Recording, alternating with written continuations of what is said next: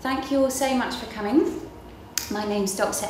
Mallery-Blythe, and my background is emergency trauma medicine. So I've run trauma teams throughout the UK and abroad for over a decade. But about 6 years ago, I became interested in radiation research. And currently I'm a founder of the group FIRE, which is Physicians' Health Initiative for Radiation and Environment. I'll tell you a little bit more about that at the end. I'm a trustee for the Radiation Research Trust, a board member for the CPTF, that's an American-based group, a medical advisor for a group called ESUK, and a member of the British Society of Ecological Medicine. And the reason that we're doing this presentation today is to increase awareness, really, about the use of electromagnetic fields, particularly in a school environment and around children. And this is Hippocrates saying, "First do no harm," which is obviously extremely relevant with the background that I come from in hospital, where we're cutting people open and irradiating them and shoving needles in them. It's not something that you would necessarily think of when you're looking at a school environment. Unfortunately, I think with the advent of a number of new evolutions, if you like, in public buildings in general, and that includes toxic chemicals and the use of microwave fields, this is something that we need to start thinking about again and remembering, because education has to come secondary to health. And that's underlying this whole talk, really. That's a really important principle. And this is a certificate that some of you may be familiar with, but I'm guessing most of you won't. This was issued by the World Health Organization in 2011 via IARC, which is the International Agency for Research on Cancer. And what this certificate says is that microwave radiation or radiofrequency radiation is classified as a group 2B carcinogen. That means possibly cancerous to humans. And I'm going to come back to that important point in more detail towards the end. But what I plan to cover today is briefly at the beginning to take a common sense approach, look at humans and evolution and say, well, should we expect these fields to affect our health? Then talk about current safety guidelines and mechanisms of damage of EMF-type fields of this kind, the health outcomes of those, specific vulnerabilities of children. I've put here robustness of argument, and the reason I put that down is because any one of us can sit in a public place these days and look around, and you would say there are no concerns, that there's nothing to fear, there's nothing that should limit our use of this technology because it's so prolific. And so, but it is becoming a hot topic in a different forum, that is in a medical and scientific forum, and to some extent in the political one. So, given that most people don't have any concerns, I feel that my role here today, as it is in the organisations that I support, is to give a little bit of the other side of the coin, if you like, the other side of the argument. And then a very quick bit at the end about practical solutions and optimising the environment. I really wish that was longer, because that is an entire lecture in itself. So I'm hoping that I might be invited back to give a workshop on that specific area of this for people for their homes and in a school environment. I'm humble enough not to try and answer a question like this in an hour, but from a very crude point of view, as a doctor, if I'm looking for the presence or absence of life in an organism, I have some tools that I can use. And what I would be looking for, if I don't have any other clues, is the absence or presence of an electromagnetic field. Because you could say, in very simple terms, that the outward evidence of that, the ECG, the electrocardiogram, the EEG here on the right, the brain waves, the action potential on the left there, that's a muscle contraction. What shows us the absence or presence of life is electricity from within our bodies, because that's how we work. We're heavily reliant on it. And we don't just put out an electromagnetic field, as you can see from these. We're two-way transmission antennas. DNA is a fractal antenna at a molecular level, and each of your systems is heavily reliant on these fields, but then your whole organism is a walking antenna that's extremely efficient as a conductor. And this is quite sensible, because our bodies have evolved to cue into very subtle, tiny fields in our environment to regulate our biorhythms, our sleep-wake cycle, for example. And of course we're not alone, and this is a group of species who've honed those electromagnetic senses and used them to their advantage. for things like finding prey or navigation or migration. And they possess biogenic iron-bound particles called magnetite that help them to do that. And as humans, we also have those particles in our brain. And when people try to allay concerns that are developing over this sudden increase in fields around us, they'll often say, but we evolved in a field, and we did. We evolved in a field, but it bears no resemblance to the field that we see around us now. And that's because if you measure ambient fields in our environment now, they are 1 billion to 1 billion times higher than that very subtle field that we evolved to deal with. And there are a lot of other differences, not just signal strength. And to give you a snapshot of how fast that's happened, it's happened in evolutionary terms in the blink of an eye, in the beat of a heart. It's happened in my lifetime. I was born in 1975, and you can see this is an exponential looking curve. So it's happened really fast, and it hasn't seen one generation from cradle to grave. And when somebody asks me in medicine, is this safe? I have a quick think to myself, has it seen one generation through? Because if it hasn't, I don't think you can fully answer that question. And some scientists would argue you can't actually answer that question until it's seen several generations from cradle to grave. So this enormous change has happened extremely fast. And the part of the spectrum that I'm going to focus on today is the microwave part that you can see towards there on the left, the longer wavelengths. The higher frequencies over here, X-rays, gamma rays, ultraviolet as well, are ionizing radiation. So they can knock electrons out of their shells, and that's one of the ways in which they do damage leading to, for example, cancer. Everything below that can't do that. It's not ionizing. So it has different ways of interfering with biology, and we'll come on to those. But the types of devices that emit this kind of radiation are numerous, they're huge, and this is a very small sample of common everyday ones, certainly ones that you would find in a school. A Wi-Fi router, a DECT phone, those are the walkabout cordless landlines, and not many people know that those emit continuously whether you're using them or not. The base station emits 24 hours a day. Mobile phone, their security system, RFID tags, that's quite a new concept, but again coming into schools. Certain types of lighting, baby monitors, of course laptops and tablets, and smart meters. And this slide here, that's a logarithmic scale on the left, so the difference between the bottom and the top of this chart is far greater than it appears. It's been condensed, if you like. But all I really want you to notice from this is that the Wi-Fi access point on the far right there, and the laptop, just down from it, wireless laptop, have signal strengths that are higher than a mobile phone base station. Now the relevance of that is that in around 2000, the Stewart report, Sir William Stewart, it was a commissioned report by the government at the time to look into health effects of this kind of radiation. And they made a statement that no part of a school or the school's grounds should fall in the highest intensity beam of a mobile phone base station because of health concerns. I think very smart advice. Unfortunately, we didn't take any notice of that advice because we are now putting devices inside classrooms that have a higher signal strength than 100 meters from your mobile phone base station. And this is the output from a laptop at 50 centimeters, that's half a meter. And we know that because intensity is a factor of the power of the distance, that as you bring that closer, even very small decreases in distance will mean much greater intensities. So this could be an underestimation, if anything. And children won't be using these devices at half a meter. They're small and they use them very close, in fact, sometimes right on their lap. But we have guidelines, and the guidelines that we currently adhere to here in the UK are known as the ICNIRP guidelines. They are obsolete. They were devised in the 90s, and they were devised only to protect you against thermal effects. That means actual tissue heating.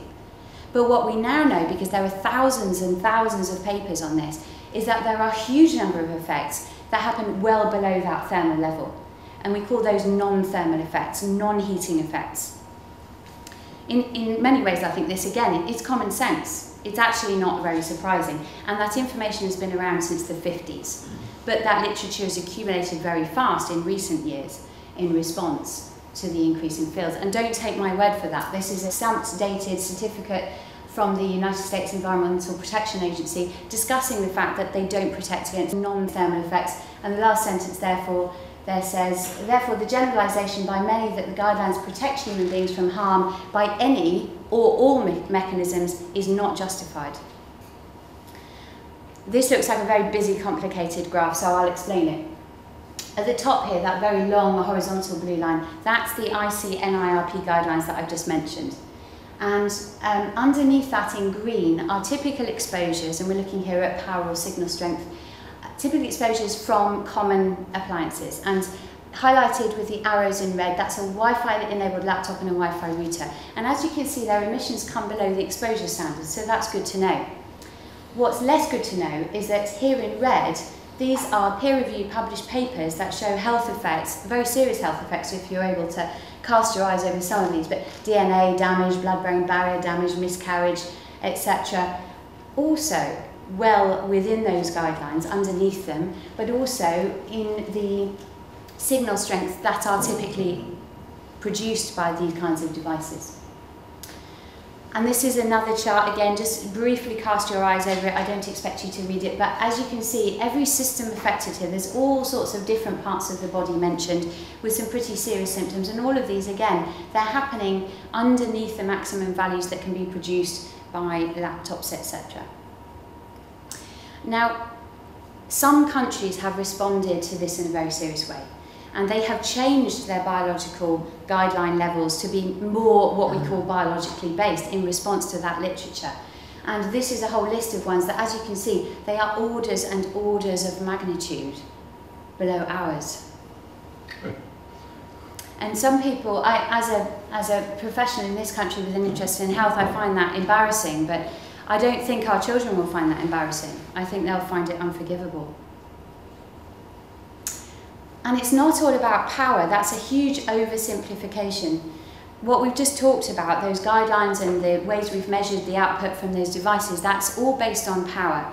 But in a real life scenario, it is far more complicated than that when you're trying to assess biological damage. And impact depends on cumulative exposure, so a bit like cigarette smoking, your lifetime exposure. And you may think that the higher the frequency, or the greater the intensity of the radiation, the worse the biological outcome. This, unfortunately, is also not true. These things are not linear, they're not predictable. And what we know is that there are intensity windows and frequency windows that exist where, conversely to what you might expect, a smaller amount of radiation in terms of intensity can be more destructive to tissue than its higher counterparts. And in practice, what that means is by moving something away, which we think instinctively will help, if you're unlucky, that could actually pop you into one of those biological intensity windows that causes greater interference with your system. And the other ones on there were about morphology. The sine waves that were around when I was a child in the 70s in the form of radio transmissions, those nice smooth sine waves are much more acceptable to biology than what we see now, which is pulsed. The morphology is different. We have pulsed waves and information carrying waves that have an extremely complicated signature output, and that is also more interfering with biology than others. And to just take it up a notch, we've got another even more complicated situation, and I'll just come over here to the whiteboard if you can all see that. I'm just going to briefly help you to imagine a real life situation where we might have a teacher sat at her desk and she will possibly have a tablet. And then she's got a lot of children sat in front of her, and they may also all have tablets, all of which are emitting their own fields. And we might have a radiator here to keep them warm, and a filing cabinet, let's say. She might have a phone in her handbag, and of course there's a Wi-Fi router somewhere. Let's pop it back here. But each one of these devices is emitting its own field, each one. And you'll know from your GCSE physics all about constructive interference and the fact that if you get two waves which look the same and they synchronize with each other, then the additive effect can be a wave that is amplified. So this creates hotspots that you can't predict. And not only that, but you might get some reflection of these metal surfaces, your filing cabinet, your radiator, and it all gets extremely complicated in there. Not only that, but of course it's not two-dimensional like that, it's three-dimensional because these have floors above them and to the sides, so everything is overlapping in a way that leaves us in a situation where we can't really say anything about the intensities of those fields unless we measure every single spot in the room. But to make it just a little bit more complicated, inside your body, your different types of tissues will absorb differently. They have a different SAR, specific absorption rate, depending on their water content and their density. So just like food in a microwave, some of it gets really hot if it has a high water content, and some of it doesn't cook at all. The same thing happens inside a person's body. And of course they may be carrying metal. We've talked about metal in the room, but what about metal on their belts, or their teeth, their dental braces or amalgams, or their hair clips? This can reflect and absorb fields in a way that, again, makes them very unpredictable. And not all of the children in those classrooms, they're not like the Wi-Fi routers that came off the production line. They're all different. They're different shapes and sizes, ages sometimes, and if they have underlying illness, that will also make them more vulnerable. So it doesn't look like this. That looks complicated enough. It's three-dimensional, and I have no idea what that would look like. It's been very difficult for people to map, but there's a few ideas there. But so what? So what does it mean that we're bathed in these very complex patterns of new or novel EMF? Well, looking at a cellular level, one of the things that we know happens is that this kind of microwave radiation can increase calcium movement through the wall of the cell, the membrane. And that can set up, this is a nitric oxide cycle, which produces something called reactive oxygen species. You don't need to understand what that means, but it's a process called oxidative stress, and those ROS, or reactive oxygen species, damage tissue. So when they're produced, they're what contributes to the aging process, and they can induce cancer. So EMF causes this effect, and that can set up this very negative cycle. That's just one of many mechanisms, and it becomes incredibly complex. But looking inside the cell, it can affect lots of different parts, and you can get not just that cycle of destruction, but the calcium ions themselves. If you have more than you should have inside a cell, they can sort of be shaken by this alternating current because they have an ionic charge, and that itself can be destructive to organelles inside the cell. So with the nucleus here, that can cause damage to the genes and the DNA, the chromosomes. The endoplasmic reticulum, that's where your proteins are manufactured and folded very carefully in a specific way, and it can interfere with that folding. It can also cause the production of something called heat shock proteins. And heat shock proteins are produced in other conditions like inflammation and infection, and we can actually use them as markers of illness. They are created by this kind of EMF. The mitochondria, that's the powerhouse of your cell, it's what gives you energy. That can be affected, and its DNA inside it can be affected. I talked about the problem with calcium flooding in through the cell membrane, but other parts of the cell membrane can be damaged too, like gap junctions. They're what allows two cells to communicate between each other, send messages directly to each other. Those are very important in the heart and the brain tissues in order to synchronize neural activity. And this can destroy those gap junctions. Barriers, there's very important membranous barriers, but I'm going to come on to that and show you a slide a bit later. Growth, proliferation of the cell can be altered, and apoptosis. What that means is cell death. And it's very important. Apoptosis means programmed cell death. It's when a cell commits suicide, if you like, because either it's come to the end of its lifespan or it's defective in some way. And this type of EMF can increase the rate of that process, causing degeneration of tissues, or it can stop cells committing suicide when they should have done, allowing them to replicate even though they're defective, which, as you can imagine, is implicated in malignancy. Now, I mentioned DNA damage. This is a test called the COMET assay, and what we do is take a ball of DNA and we put it in an alkaline solution, and then we electrophorese it. And if there are any damaged parts of DNA that are not hanging on well to that ball, they get pulled away to the anode and they form this comet-like tail. You can measure the length and the density of that tail, and it gives you a quantitative assessment of damage. On the left, you can see a healthy ball of DNA with no toxic exposure. In the middle, that's a ball of DNA that's been exposed to gamma irradiation, ionizing, as I mentioned to you at the beginning, equivalent to about 1,600 chest X-rays. That's a very large dose of radiation that we know is implicated in cancerous or malignant processes. But here on the right, that's in response to just 24 hours of mobile phone radiation. Now, we know it's not happening via the same mechanism. It's not electrons being pushed out of their shells, it's a different mechanism. But as you can see, the amount of DNA damage is very comparable. And that's only 24 hours. And that's at the allowable guidelines. And of course, many of us are exposed 24 hours a day, 7 days a week for our entire lives. This interestingly, the study was actually done by industry to replicate some non-industry studies that had been done, I think in the hope that it wouldn't show the same thing, but it did. You have to take some cheap shots at this time of night to keep everyone awake. But I won't apologise for this slide because it has a really important message. Speaking of DNA damage as we just were, many of you will already be aware of the links between cell phone usage and brain tumours. But what you might not be aware of is other types of cancer that have also been linked in the literature. And many of you in response to this information may have bought headsets, etc., to allow your phone to be used somewhere further away from your brain. Unfortunately, that does not protect you. And the reason I say that is because tissue like this, some women have a habit of carrying their phone in their bra. Men often carry their phone in their pocket, very close to their genitalia. Those tissues actually have no bone shielding. So they absorb, and they're quite fatty, watery tissues, so they absorb extremely well. They actually have higher SARS, or specific absorption rates, than brain tissue because they don't have this bony shield. So all you're doing is you're moving the damage to a different part of your body that is actually probably more sensitive to it. And there are women out there who believe that their breast tumours have been caused by their cell phones. Why? Because the breast tumours appeared right behind the phone where they were carrying it, exactly behind it.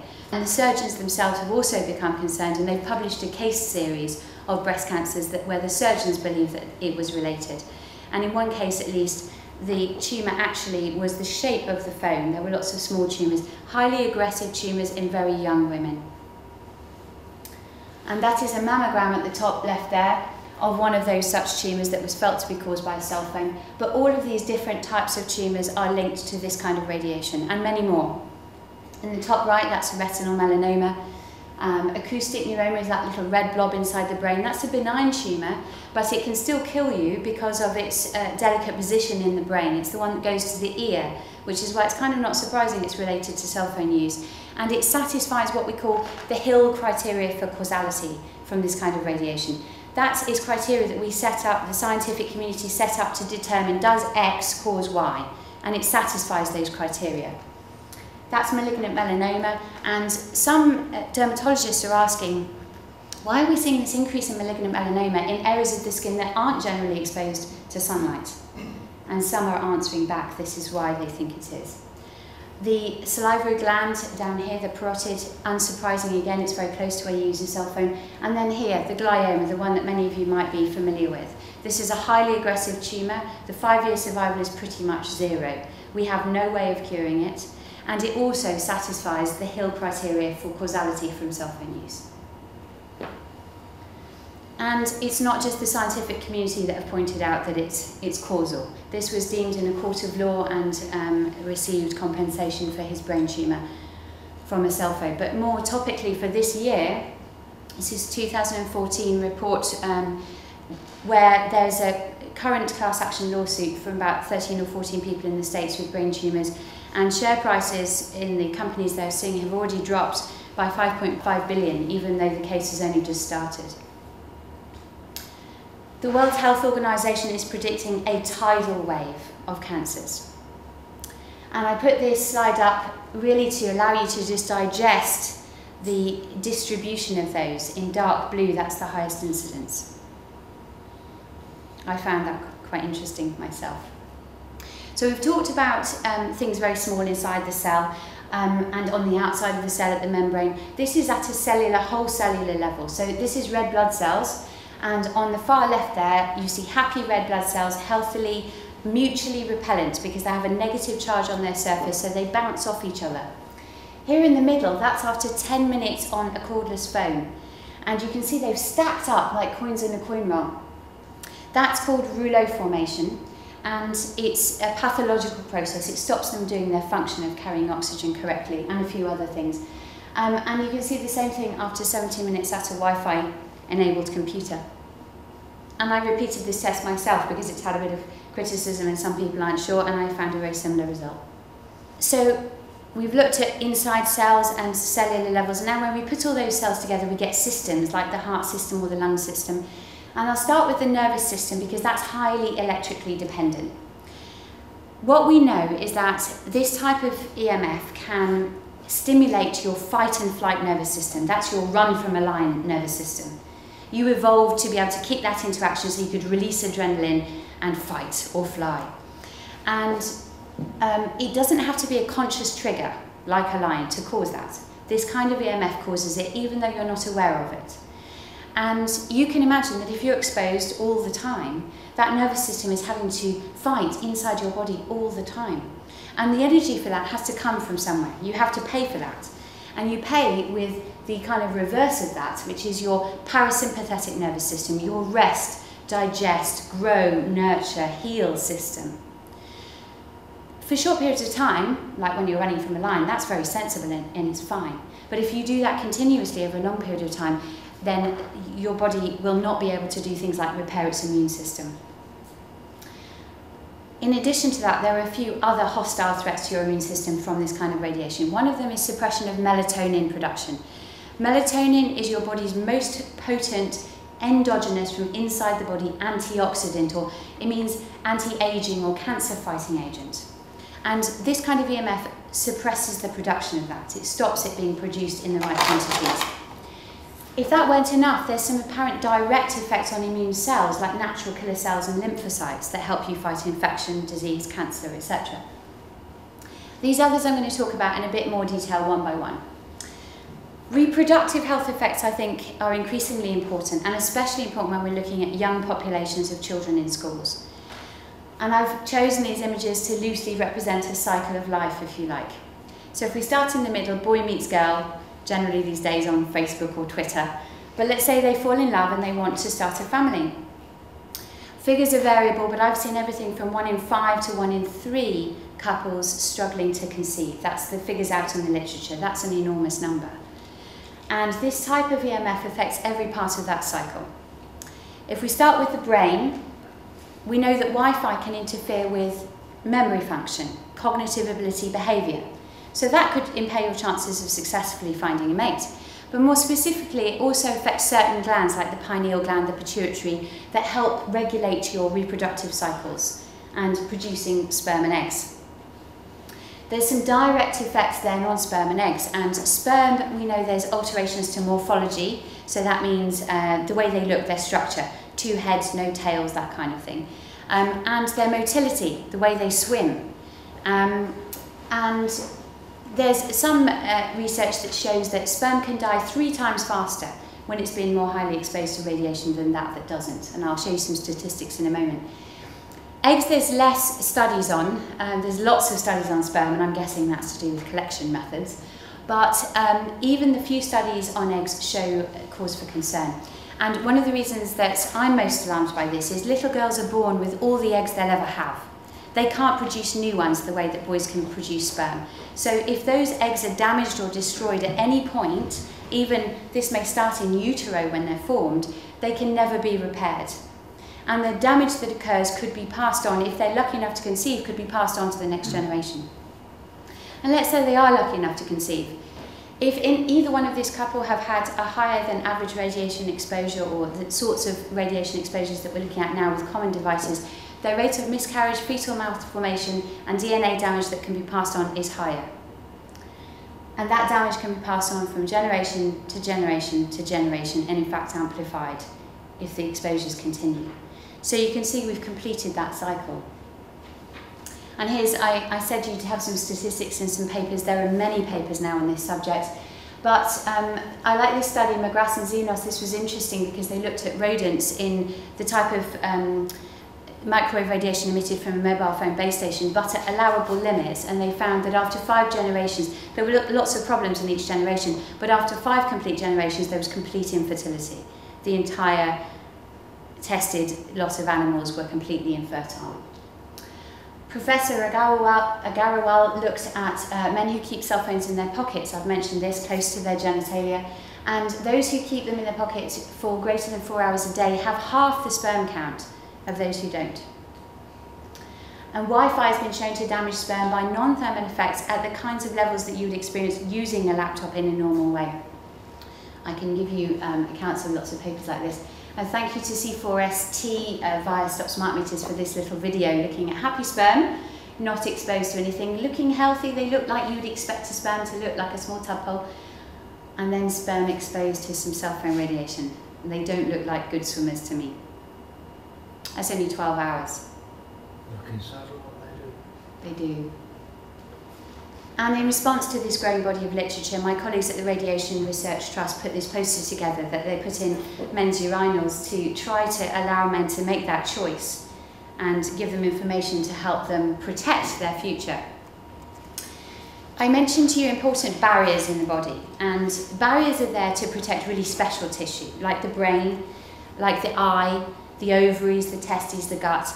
And this is the brain of a rat that's been exposed to only 2 hours of cell phone radiation at less than the allowable guidelines. All of the brown staining that's there is a substance called albumin. It's a protein and it should be inside the blood. It should not have leaked out into the brain tissue where it can damage neurons, as it has in this case. But what I find really interesting about this brilliant research by Leif Salford is that this happened in its greatest intensity at a lower intensity of microwave radiation. I spoke to you at the beginning about the fact that there is these intensity windows where you can drop the intensity and see a worse effect. This is one of them, and there are many other examples of this in the literature. And this process, interestingly, is becoming implicated possibly in things like Alzheimer's and autism, which are becoming themselves epidemic. So something we need to take very seriously. This is a slide looking at the red and orange stain that you can see is greater on the left, is a gentleman who's been exposed to 50 minutes of mobile phone type radiation. I mentioned this, I just talked about Alzheimer's a little. Alzheimer's, along with other dementias, is predicted to double by 2030 and possibly triple by 2050 if it continues to rise at the present rate. That is an epidemic that we're in the middle of now. And Alzheimer's is sometimes known as diabetes of the brain because we see the same picture in people with Alzheimer's. At the very beginning, when I showed you inside the cell the nitric oxide cycle causing damage via oxidative stress, that's what I'm talking about here. It's not just the nitric oxide cycle, there are many others, and they can cause damage to every system of your body. All cells are vulnerable in different levels. And I just want you to cast your eyes around all of these different disease processes, many of which you'll be familiar with, and many of which you will know yourselves is escalating. So this type of radiation causes oxidative stress. There's a massive number of papers now, and the vast majority, like 80% plus, show a positive effect that we are causing oxidative stress with that kind of radiation. I've talked through a small number of a very large amount of literature. So it's a drop in the ocean really, but we're all fighting cancer every day of our lives. On a molecular level, there's DNA breakages and little problems all the time, but we have lots of fail-safes and ways of correcting that damage and fixing it as it occurs. The problem is this type of radiation causes more damage, but also it decreases our ability to repair that damage. It saturates repair mechanisms. So you can imagine that this balance that we're supposed to have, if the damage goes up and the repair capacity goes down, it won't be long until you slip into a type of disease process. And these are all linked with the MF exposure in the literature, but very loosely on the left, this is things that might be more likely to affect a child, and on the right, things perhaps more likely to affect an adult. What's sad is that many of these things on the right are moving into younger and younger populations. And specifically, I would highlight things like depression and insomnia, which are now a huge problem in children, in small children. Children shouldn't be depressed, and children know how to sleep. We often talk about sleeping like a baby or sleeping like a small child because that's something that we inherently all know should come naturally to a child.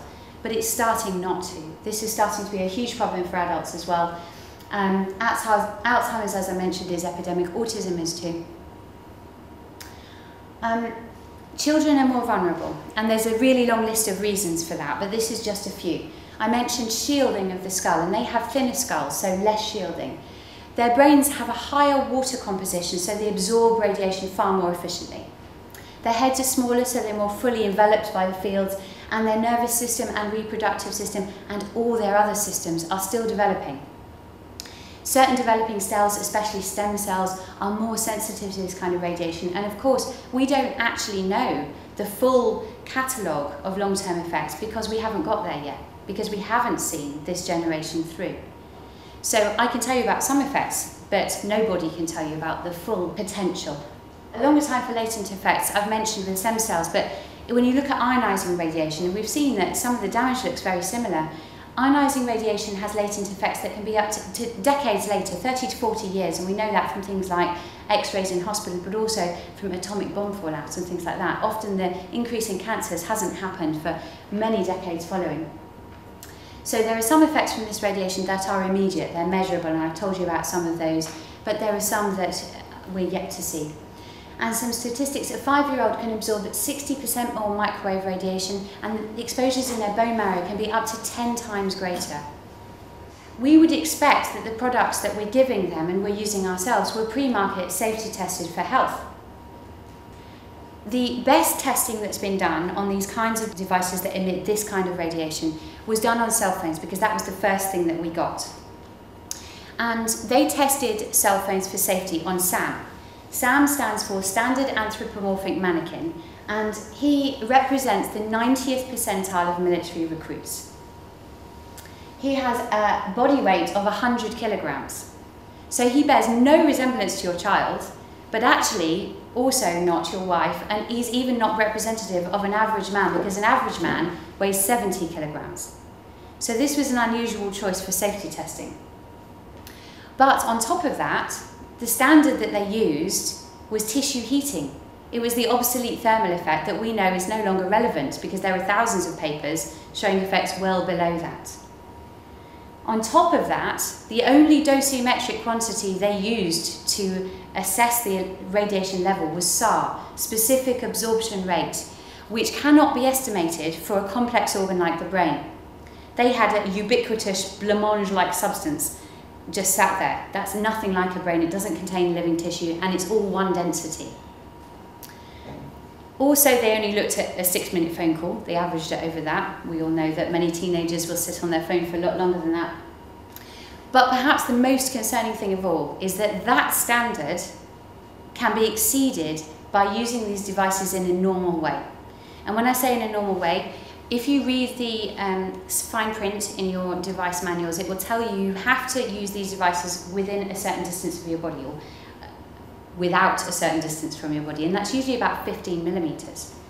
And lots of people use their phones pressed to their ear when they can't hear, etc., and that exceeds those guidelines potentially when you do that.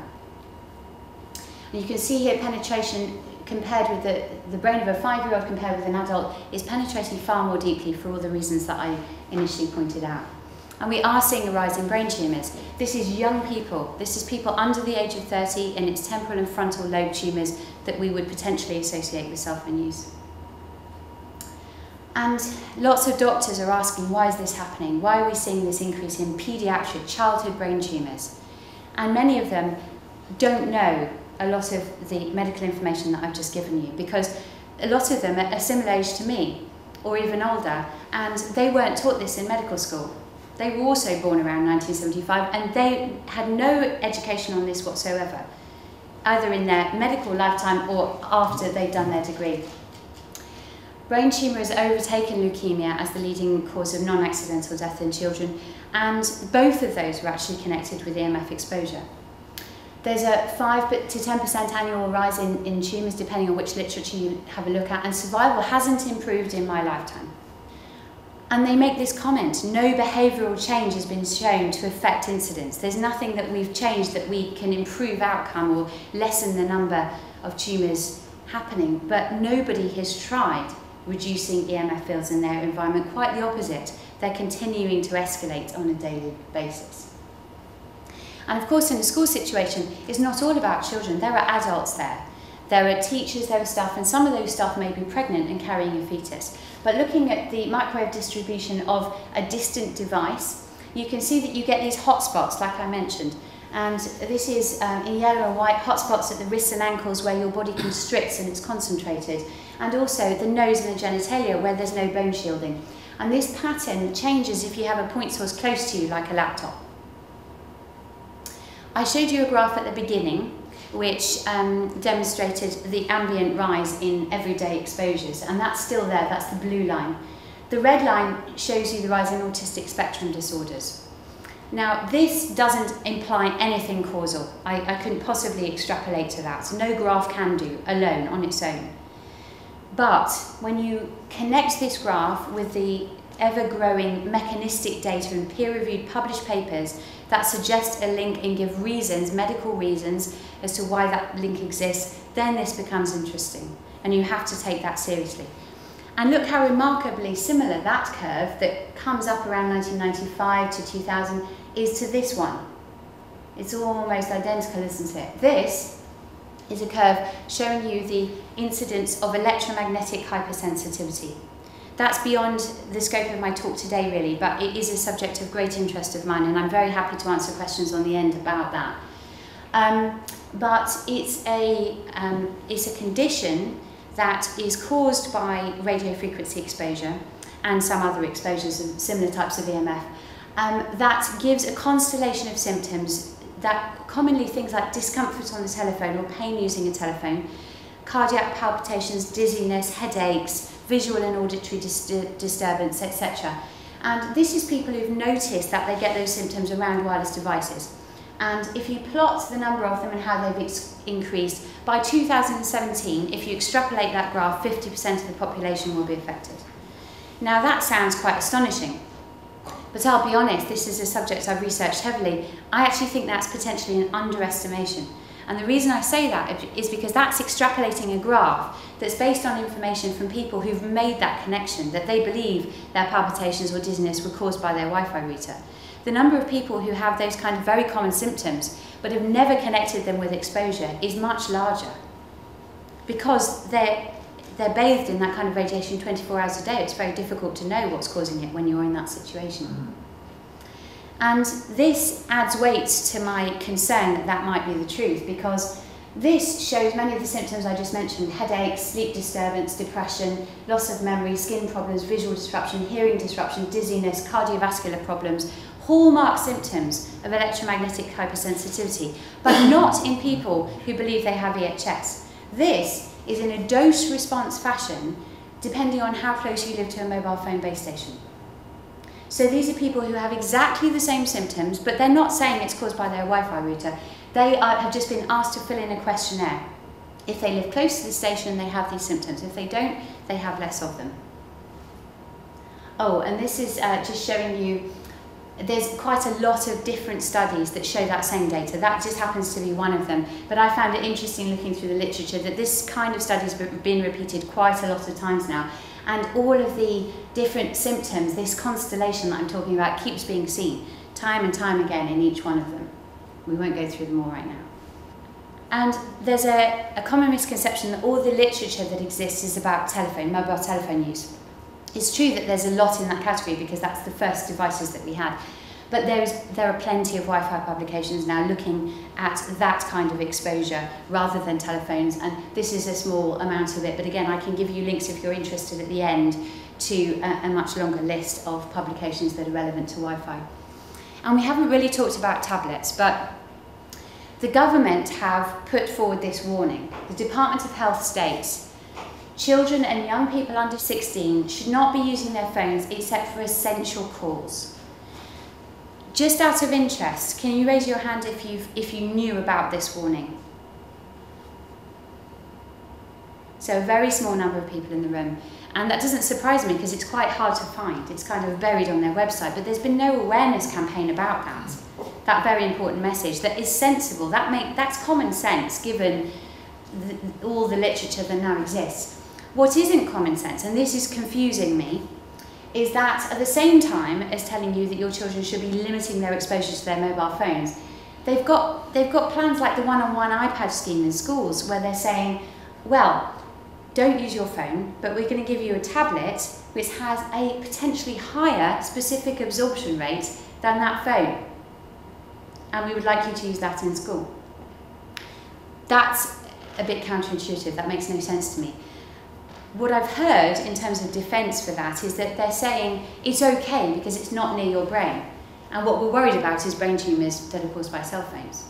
That's ludicrous, given what I've already told you about the fact that there could be higher absorption rates in other tissues in the body. And children are using these on their laps right next to their genitalia and their delicate abdominal organs. So you're just moving the site of damage to somewhere where it could actually be more destructive. In addition to that, smartphones have something called APC, that means adaptive power control. What that means is that if they don't need to use full power, they can down power and put out a fraction of their total maximum capacity. Tablets can't do that. They have a feature where they can drop their power when they're in contact with your lap, but that doesn't work on a desk, for example. So they're emitting on full power the whole time that you're using them. In terms of literature, I couldn't possibly tell you how many papers there are out there because there are many thousand. But there's a group put together called the Bioinitiative Working Group, and they are extremely eminent within this field. They are qualified in every sense, and including 3 former presidents of the Bioelectromagnetic Society. That's people whose raison d'etre is this subject. They're the most qualified of their field. And they looked at over 5,000 papers, starting many years ago and with an update in 2012. And these are the things that they highlighted as their points of concern. I've already mentioned all these, so I won't go through them again, but they also issued a 2014 update. And I'll just quote from them in that. Sensitive populations, including the developing fetus, the infant, children, the elderly, and those with pre-existing chronic diseases, and those with developed electrical hypersensitivity must be protected. They also say wireless laptops and other wireless devices should be strongly discouraged in schools for children of all ages. I think that's a very important message from an extremely highly esteemed group. And that message has been echoed by many different medical groups and political organisations globally now. Whilst we're talking about research, I think there are lots of common misconceptions that I had for most of my career. I was extremely naive. And I've learnt really, when it came to this subject, so in recent years, that research isn't what you would hope it would be. If something is peer-reviewed and published, that doesn't mean it tells you the truth.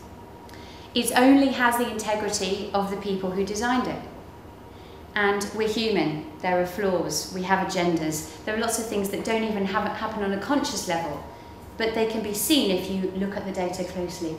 And one positive study does not counterbalance a negative one, or vice versa. So if somebody handed you 10 papers on this and said, those show cause for concern, but here's another 10 and they don't show cause for concern, does that mean you have no cause for concern? Absolutely not, because it can be so much harder to demonstrate an effect than it is to fail to find one. That's common sense. Once again, it's obvious logic, but this is an argument that in some cases has been used. And in terms of whose opinion should you listen to, I think that's a really difficult one, because where do you turn? And one of the things that comes from our group here in this country, the Public Health England, previously known as the Health Protection Agency, but they changed their name. They often say that there's no need for concern because the data is not consistent. Of course it's not consistent. We wouldn't expect consistency because these are biological systems, they're non-linear. Each organism is different. So we don't expect consistency. And this is a lovely quote, I think, from the Selton scientific panel, who again are heavily involved in this subject, great academics, pointing out that consistency is not necessary at all to demonstrate biological concern. And in fact, if you did see consistency, if every paper did show an effect, that would be very suspicious because that's not how biology works. This is the Agnew report that was put together in 2012. And one thing that really concerns me about this report is that even though it happened in 2012, and in 2011, the World Health Organization, via IARC, the International Agency for Research on Cancer, classified this type of radiation as a class 2B or group 2B carcinogen. That piece of information is not in this report. It's a very lengthy report, several hundred pages, and that fact was nowhere in that report. What they do point out is that yes, they've done a few studies that raise some concerns about behavioural problems connected with RF in children that deserve a little bit more investigation. So why is that? Why did they not write that in that report? It's confusing. And I would say we don't have to look back very far to see that we've made this mistake over and over again. Only this time, there are many scientists now who are predicting this to be the worst public health disaster in human history. Why? Because these regrettable toxic exposures happened to subsets of the population. But this is ubiquitous, it's everywhere. It's not just affecting all of us, it's affecting all of our children and potentially the next generation. So there are some that are predicting this to make this look like child's play. He who has the gold makes the rules, in the words of Andrew Marino in his book Going Somewhere. But this is a fact. This was published by, well, this was put together by Henry Lai, who again is expert in this field. He looked at industry-funded literature, and they would have you believe with 72% certainty that there's nothing to worry about. But that kind of literature, with an obvious financial bias, has not been taken into account in courts of law because it's felt to be biased. And if we look at the majority of literature, which is still independent, we see that the overwhelming majority says there is cause for concern. There is something to see here. So I mentioned to you that the government are saying under 16s should not use cell phones except in essential circumstances. They are also doing some research because they noticed these possible cognitive and behavioural problems. And I quote from their website, this is on the SCAMP study, which is some research that's going now. This research will improve understanding of children's radiofrequency exposures and whether there is any cognitive or behavioural effects linked to the exposure. So that's a direct admission that they accept that there might be. And they've already said they're concerned that there is. So it's good that they're looking into it. What concerns me a little is that this is jointly funded by the Departments of Health and the telecommunications industry, both of whom one would expect to have a financial interest in this subject, and we already know that that biases literature. Let's hope not. And I'm not personally a big fan of animal studies, but what is not a step forward, what is not progressive, is replacing them with our children. And I quote here from the same website about the same study. There are unlikely to be any direct benefits to your children from taking part in this study. However, this is an exciting opportunity for Year 7 pupils to get actively involved in live science.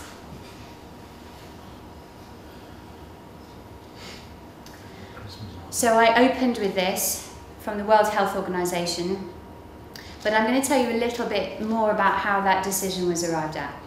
So this was the IARC monograph working group, that's the International Agency for Research on Cancer.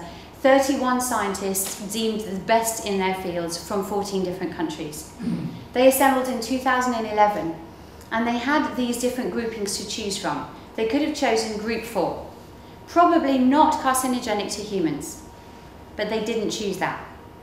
They could have chosen group 3, not classifiable as to its carcinogenicity, perhaps because we don't have enough research. They did not choose that. What they chose was group B, possibly carcinogenic to humans, and other substances in that category include lead, DDT, diesel fumes and chloroform. And I wonder how we would all feel if we were being exposed, or our children were being exposed all day long to any one of those substances. But what's more concerning to me than that is that of these eminent scientists, several of them have spoken out since this meeting and said that they were very disappointed, that this should have been a group 2A or a group 1. Things don't tend to move back off this list, they tend to move up. And the reason they felt that this was an underestimation, that it should have been a group 1 in some cases, is because, as I mentioned, glioma, this extremely aggressive, non-treatable brain tumour, fulfills the Hill criteria for causality, the criteria that we designed to decide, does X cause Y? Yes, it does. And they also have mechanisms to explain that link. The things that, the lack of mechanism was what was felt to hold it back. So there was an admission, yes, we see the link, But if you can't describe every step in that process, we want to hold it back. And so some of these scientists are very unhappy about how that grouping turned out. And I think, with all of that information and so much more, that there are some human rights issues here, but particularly when it comes to children, because many children, depending on their age group, are non-benefiting and non-consenting. They can't give consent. They can't read this literature and understand it and say, yes, I'm happy for you to irradiate me. They can't do that. And if you read the UN Convention on Rights for a Child, this breaches many of them. And if you look at the research that's being done, I would say perhaps take a bit of time and read the Nuremberg Code, because some of it violates that. The precautionary principle was put together, and it reads something like this. There are a few different versions of it, but it applies where scientific evidence is insufficient, inconclusive or uncertain, and evaluations indicate there are reasonable grounds for concern. That's all, reasonable grounds for concern. And that potentially dangerous effects on the environment, human, animal or plant health may be inconsistent with the high level of protection chosen by the EU. In my opinion, we're way too late for the precautionary principle. How can we call it precautionary when we've already irradiated the entire population, including our children and unborn children? So it's really too late for this clause to be actioned. But that doesn't mean that we should not do anything at this point. And whose responsibility is it if you don't take that advice, if you don't take a precautionary approach? Where does the blame lie? And I think this is a really interesting issue, and I'm not sure of the exact clarity, and I don't think many people are. But in terms of the health and safety issues related to radio frequency in the workplace, it lies with the employer. And lots of unions regarding schools and education have spoken out because of concerns about this, asking for moratoriums, bans, etc. There's so many, I can't list them all. And insurance companies, they're risk analysts. This is what they do, it's their specialty. And so I see them as the birds before the storm, and they are running from this. I don't now know of any insurance companies that will insure against the effects of RF. So are you insured if you decide to take that risk? The answer, I think, in the majority of cases is no.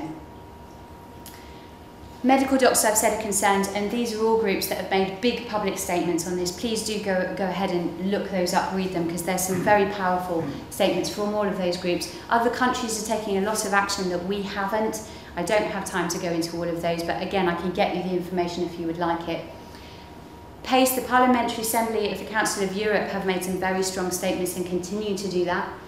But I think there's a common misconception that industry has told us that this is safe, that that's where we focus our belief, our acceptance. And that is not true at all. That's never happened. Industry have very clear warnings in their guidelines for all of the devices that emit this kind of radiation that protects them. They say you can't use these devices unless they are more than, and it changes depending on your manual, but around 15 millimeters is about the smallest distance I've seen, up to 8 inches from a printer aerial in one case. You can't use some of these devices without touching them. And if you touch them, you violate this advice, which means that you are potentially causing yourself thermal effects, let alone all the non-thermal ones. So industry isn't telling you this is safe, not at all. It's warning you in their own manuals. But who reads the instructions? Yeah. I think it's time. And this is the Vice President of the CTIA, the Wireless Association, saying, I want to be very clear, industry has not said once that RF radiation is safe. There's another common misconception that schools have to do this, that there's pressure on them from somewhere, that they won't get their ICT mark if they don't have wireless radiation in classrooms. And that is another complete fallacy. That is not true. You can have a cutting-edge, state-of-the-art IT system. None of us want to deny our children access to the internet, which can be such a powerful and excellent learning tool. But you can achieve that without using radio frequency radiation. There are other considerations which are beyond the scope of this talk, but just to mention that this health concerns, although it's my area of interest, for many others that don't want to use RF, they have different reasons for not wanting to use it. Addiction kind of comes in still under mine, because there's a physiological addiction as well as a psychological one involving dopamine and things that are released when you take recreational drugs. but I can't talk about that today. But there's all these other things, including interaction with chemicals in the workplace or in school, cyber threats and supervision issues, social interaction problems, and that's actually very important when it comes to learning. How do children learn best? There are huge amounts of literature on this now, and again, look at who funded the study before you take too much notice of it. But children learn best when they see you, when they look in your eyes, when they see your hands moving, when they feel your passion, when they hear your words. That is how children learn best. Again, I want them to learn how to use computers. We all do. That's very essential for their job. But how much of that do they need in their classroom? And it doesn't have to be delivered via microwave radiation. So, and other issues like security and longevity is better with non-wireless devices. So what must we do? We get to the crux of the useful stuff that, again, I really hope one day I can elaborate on more. But there is two ways of looking at it. There's some half measures that you can do instantaneously, straight away. Minimising your use of RF technology. Replacing devices with low radiation alternatives. And by this, I mean in particular things like decked phones. I mentioned these walkabout landlines. They emit all the time, even when you're not using them. And some bright spark who was environmentally conscious said, that's a waste of energy. We're going to make a phone with an eco mode where it only puts out radiation when it's actually in use. Now, of course, that doesn't stop the user being irradiated quite heavily when they're actually using the phone, but it does lower the radiation for everyone else, and it stops the radiation when you're actually not using the phone. So it's obviously an improvement. Distance. I mentioned distance. Distance is in general your friend because it does drop the intensity. If you're unlucky and you fall into an intensity window, that kind of breaches that advice. But in general, I'd say it's a very healthy concept. It is a good thing. It just isn't ultimately 100% protective. Avoiding maximum power situations. This really applies to people using phones in cars. If you use a phone in a car without an external aerial, because you're moving and you're moving through cell zones, it's continuously on maximum power. If you have it near your head when you do that, that's a dangerous situation. Minimising ELF fields, again, beyond the scope of our talk today, that's about normal household energy electrical frequencies, which is extremely low frequency, but also must be taken into account for health, because it is also a class 2B carcinogen. Grounding of devices is obvious, especially for those of you in here with an IT background, but often gets missed. And headset misconceptions, I've already covered that really, but yes, don't think that using a headset and moving the transmission to another part of you is protecting your body. It is not. And Bluetooth devices right inside your ear, that's putting an RF field very close to your brain. So, defensible protection. What would stand up in a court of law if you were saying, I did the right thing? I knew the dangers, I was being conscientious, I was trying to protect my child. In my opinion, that means removing RF. Because just like with lung cancer, there are no half measures. Giving your child a low tartar cigarette isn't the right thing to do. But switching off devices obviously stops them emitting. You can do that straight away. Using aeroplane mode stops them emitting. So if a child is using a tablet to play a game, but it's in aeroplane mode, I don't have a problem with that. It still has a battery that creates a small EMF field, but so do lots of toys. You don't want them next to that all day. But it makes it much safer. It doesn't have this RF field that in many cases is totally unnecessary. As quickly as possible, just withdraw the RF emissions. Use hard wiring, use fibre optics. There are some innovative new things coming on the market like Li-Fi, which is visible light technology that allows no wires but the use of visible light instead of microwave fields. That could end up being a more healthy solution to the wire problem. But that has not been biologically tested for safety either.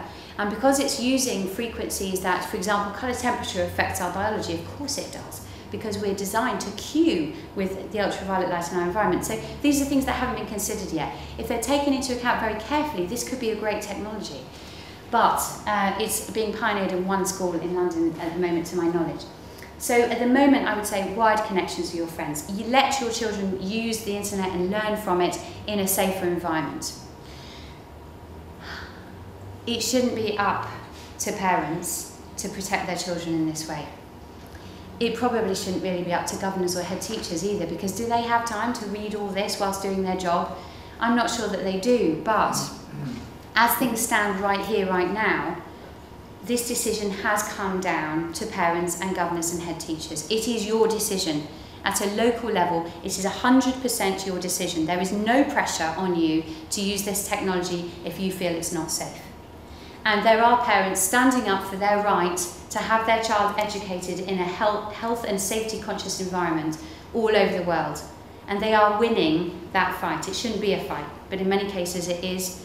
And they are proud when their school decides to take on board the science and the information and do the right thing.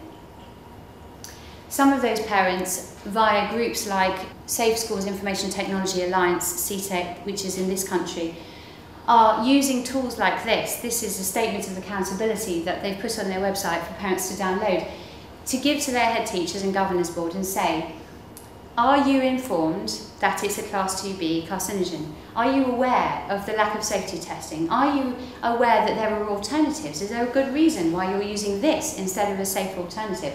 Well, if you can say yes to all of those things, then please sign here. And I don't know of anyone who signed this form yet, but I'd be interested if they did. And I thought about this from both as a parent and from a medical perspective. Because if somebody wants to take my child at school on a trip out, I have to sign a consent form. And of course, I've been using consent forms for years in hospital every time I do anything with a degree of seriousness. And if you wrote a consent form for this, this is kind of how it would look, and there's so much more I could put on there. I made it small and simple, but I consent to my child being irradiated by a group 2B possible human carcinogen, to being exposed to a toxin known to cause DNA damage and other biological disruption, such as multiple organ system disturbance, and that includes reproductive impairment, neurological disruption, cardiological compromise, impaired learning ability, hormonal disruption. The list is so much longer. I would not sign that form. And if you would not be happy to sign that form, then I think all of us need to think about this on a totally different level. Because if you're not happy to sign a form like this, then we need to backtrack, we need to change our direction, we need to do something that on every level our conscience tells us is fair and right, and that we can defend to our children when they're old enough to understand. So in summary, we are electromagnetic. That is life. That is the essence of what makes all life on the planet tick. Nobody is telling us that this kind of radiation is safe, including industry themselves, and there are warnings from our own government.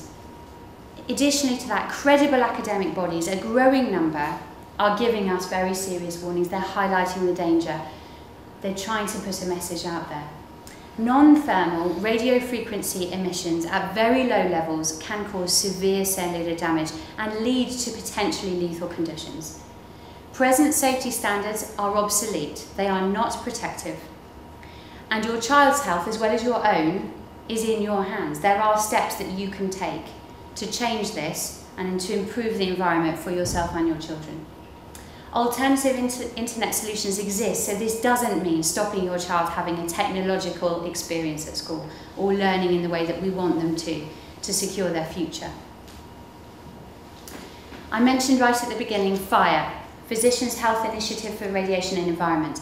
I founded this group in order to bring together medical professionals that have an interest in this subject so that we can learn at the highest level from our colleagues abroad, and I'll be honest, they're way ahead of us.